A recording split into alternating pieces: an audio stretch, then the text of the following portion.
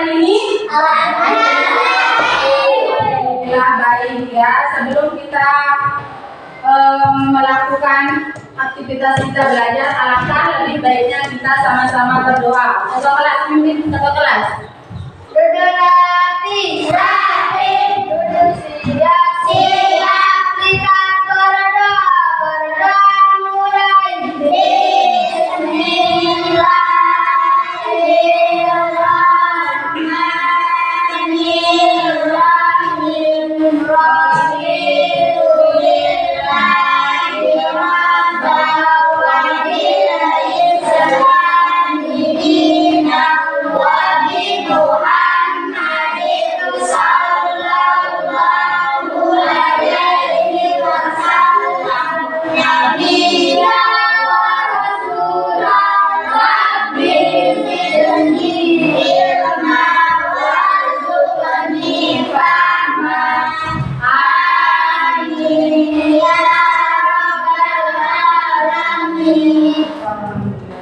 Fatihah. Bismillahirrahmanirrahim.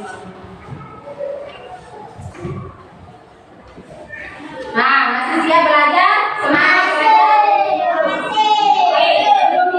Sebelum itu kita tepuk semangat dulu. Siap? Siap. Untuk menambah semangat kita dalam belajar ya. Tepuk semangat.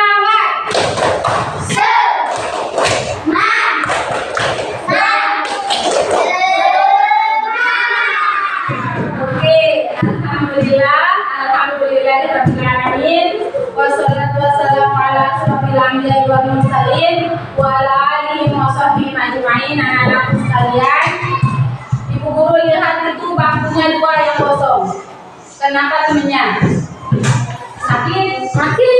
Ya, kita doakan temennya yang tidak masuk, semoga diberikan kesehatan oleh Allah Subhanahu wa taala sehingga bisa mengikuti belajar ya. Oke, alhamdulillah Allah masih memberikan kita berbagai macam nikmat, terutama nikmat sehat, nikmat sempat sehingga kita bisa melakukan aktivitas kita ya, belajar menuntut ilmu di sekolah. Oke, kita lanjutkan pelajaran kita hari ini. Minggu kemarin kita belajar tentang surah Al-Imran dan surah Al-Baqarah. Nah, pada hari ini kita melanjutkan pelajaran kita tentang ketika kehidupan telah berhenti. Sebelum itu, ada yang masih ingat tak? Ibu guru tanya, rukun iman itu ada berapa? Pertama,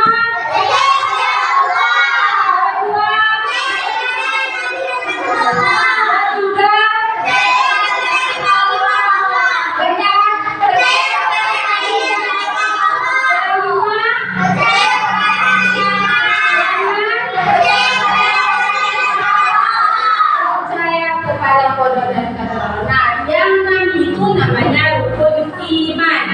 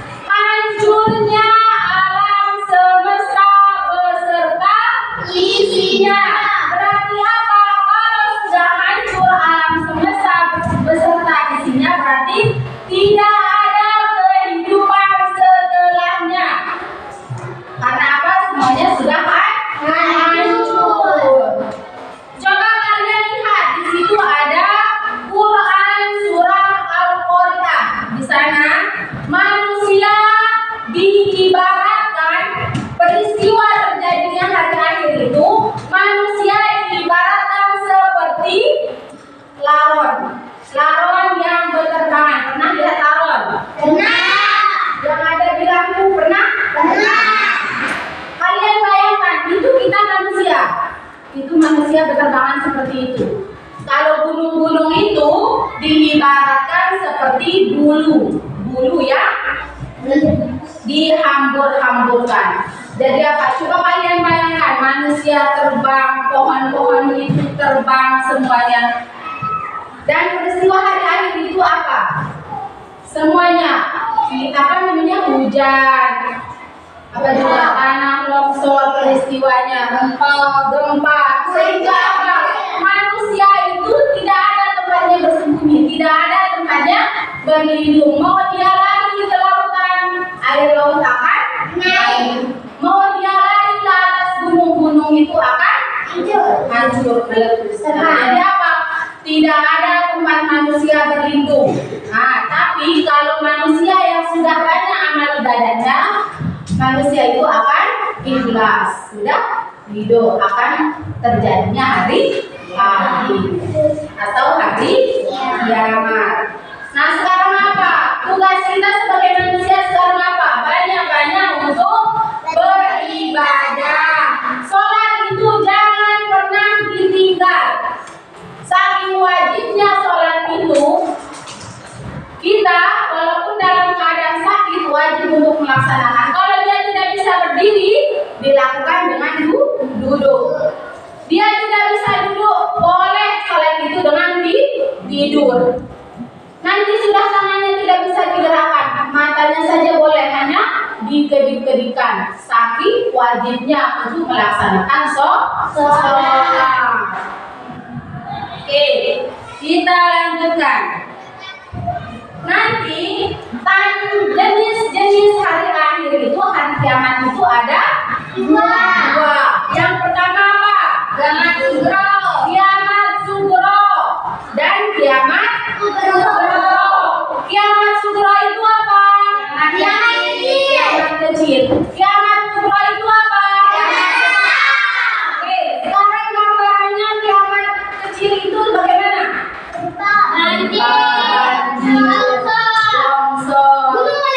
Gunung meletus. Itu gambarannya kalau sudah kiamat kecil. Kalau besar, kubro, bagaimana? Semuanya akan hancur. Semuanya kiamat, gempa, hujan di situ. Sehingga seluruh alam semesta ini dan isinya akan hancur. Itu kalau kiamat kubro. Nah, kita lanjutkan.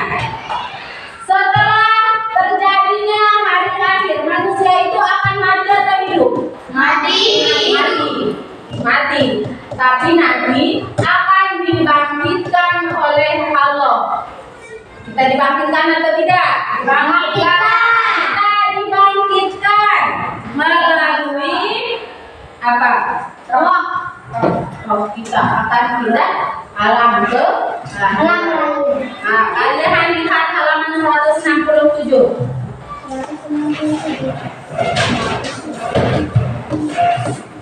Nah, guru bacakan.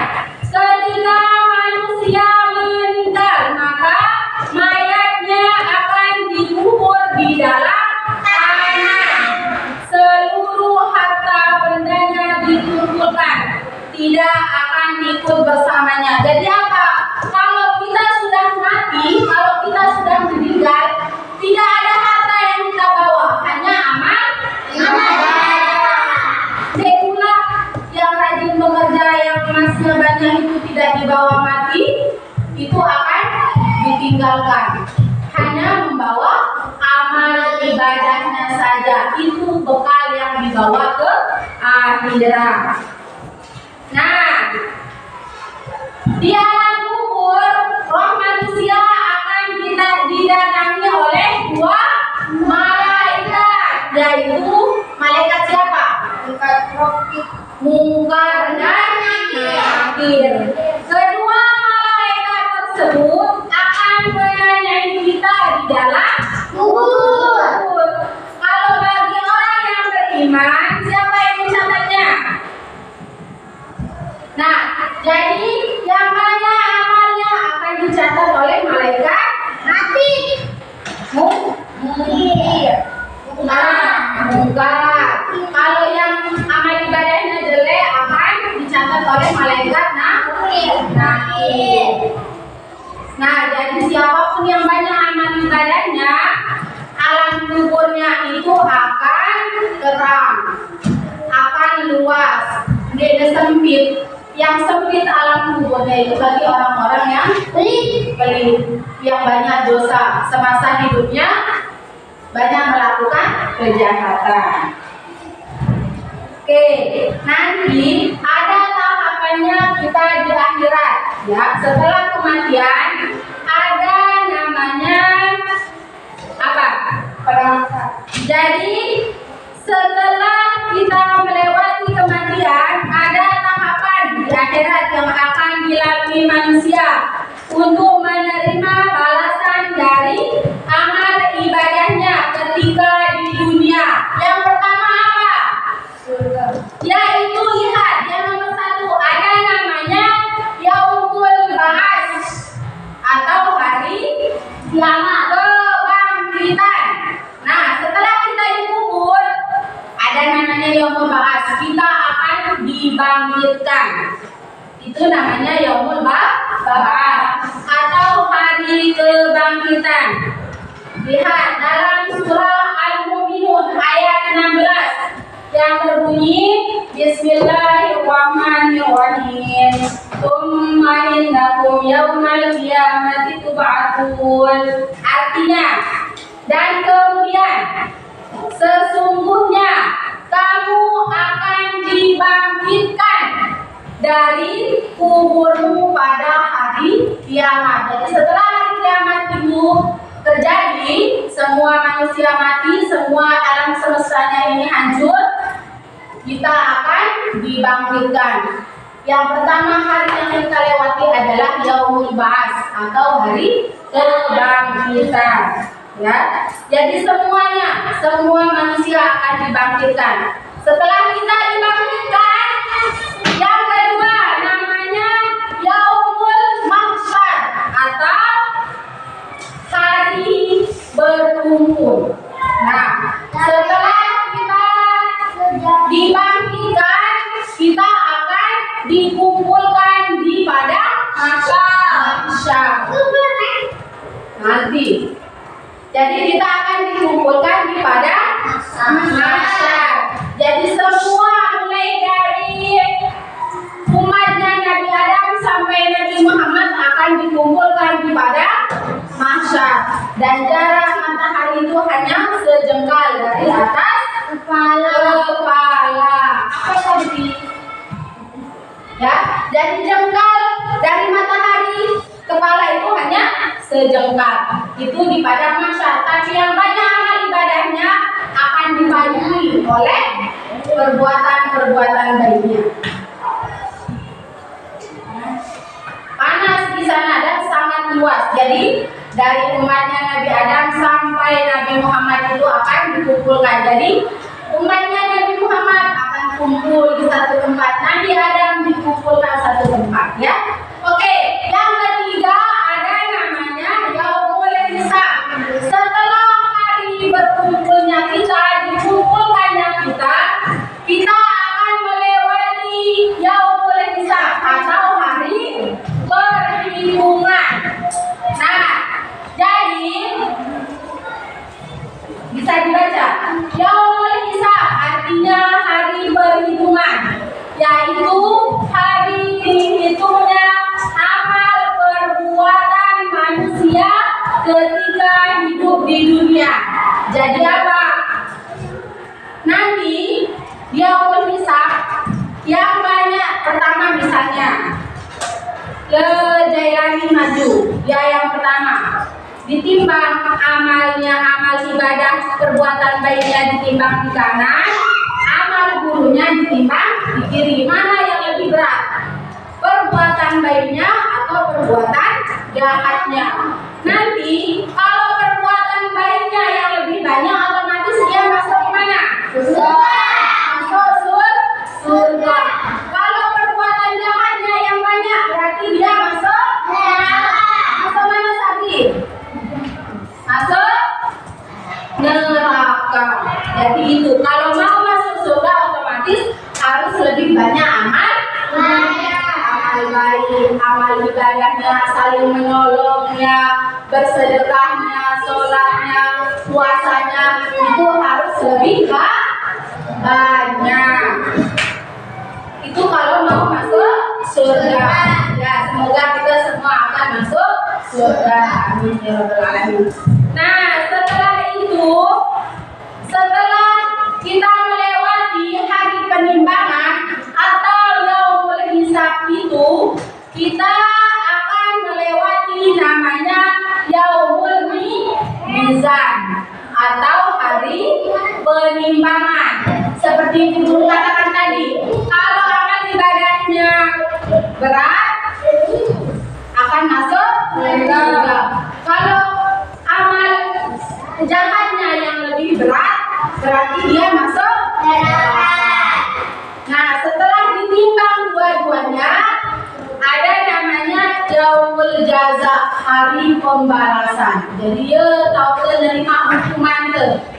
Di situ kita menerima hukuman kita, apa yang telah kita perbuat di dunia. Jadi apa?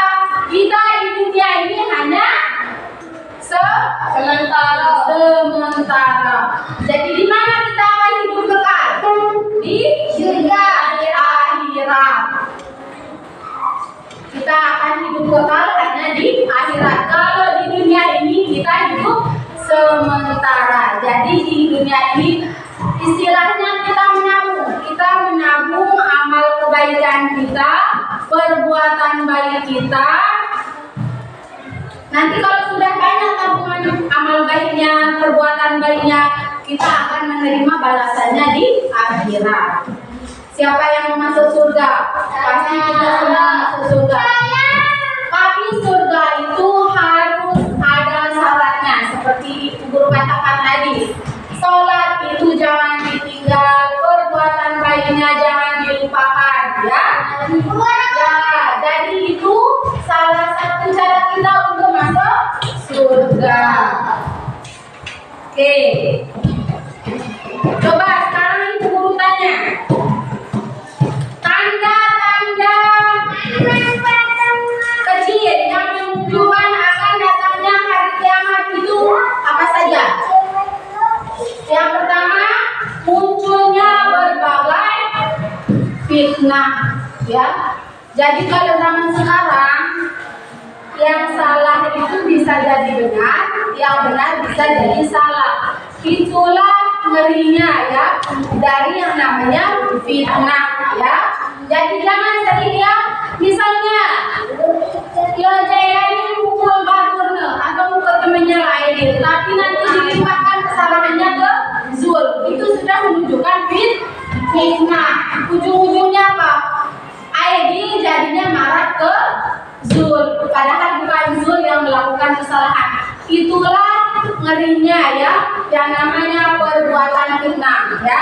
Yang kedua, banyaknya bermunculan nabi palsu.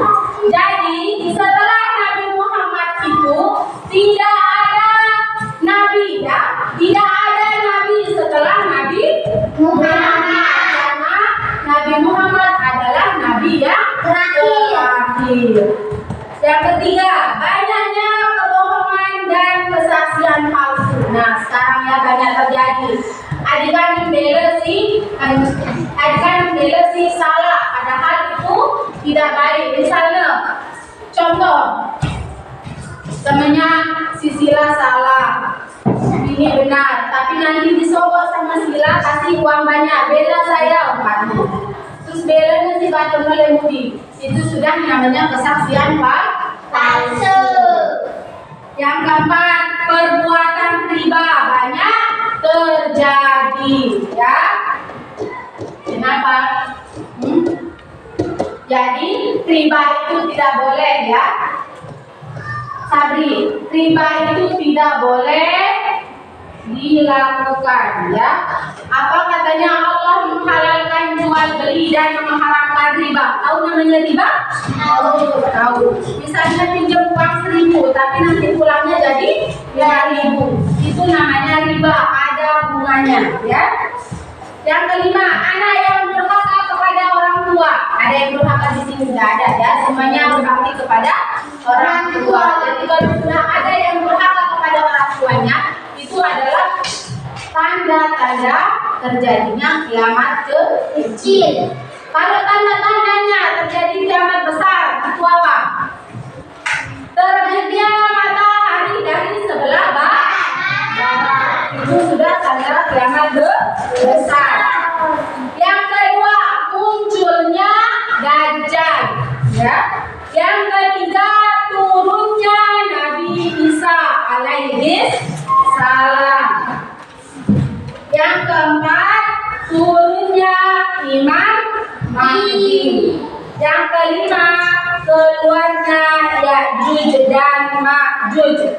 Yang keenam, munculnya binatang melata di bumi. Apa itu? Pernah lihat belum ya? Selanjutnya, munculnya dukhon atau awan debu, asap di timur dan barat.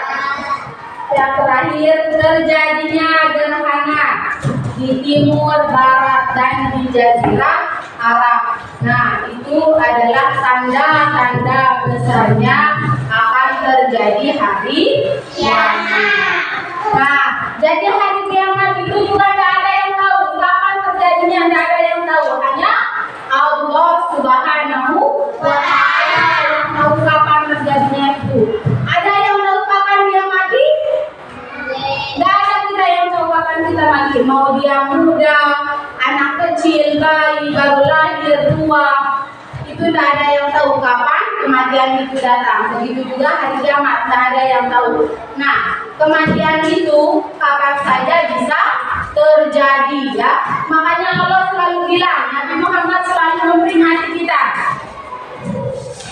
sering-seringlah berbuat baik. Siapa yang mau mati dalam keadaan husnul khatimah? Semua kita, ya. Kita mati dalam keadaan yang baik. Jadi caranya sekarang bagaimana? Bagaimana caranya kita mati dalam keadaan husnul khatimah? Bagi yang sering membaca Al-Quran, pasti matinya akan dalam keadaan membaca Al-Quran.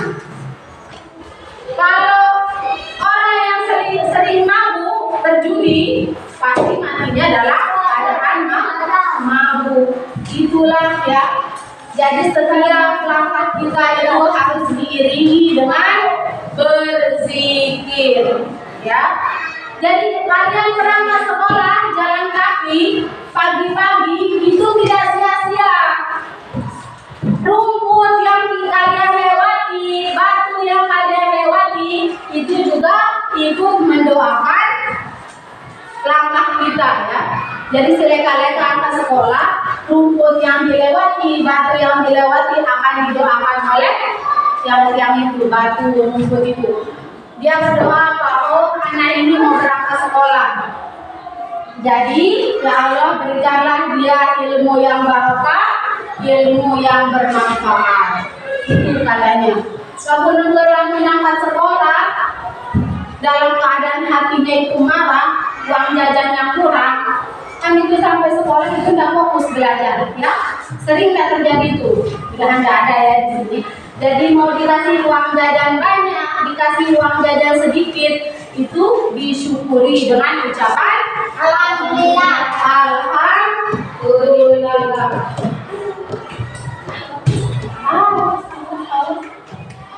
Kita harus mensyukurinya dengan ucapan hamdalah. Alhamdulillahirabbil alamin. Jadi juga, ya, sebelum berangkat sekolah harus minta izin dulu kepada orang tuanya, minta doa kepada orang tuanya. Bapak, Ibu, doakan saya semoga saya mendapatkan ilmu yang bermanfaat. Jangan lupa cium tangan orang tuanya, ya. Pulang sekolah juga harus salam cium tangan kedua orang tua, ya. Ada pertanyaan? Tidak ada. Apa Sabri? Jadi Sabri ini coba, ya, belajarnya itu sekarang lebih digiatkan. Ya, ada pertanyaan? Tidak ada. Ada pertanyaan? Tidak ada. Oke, kita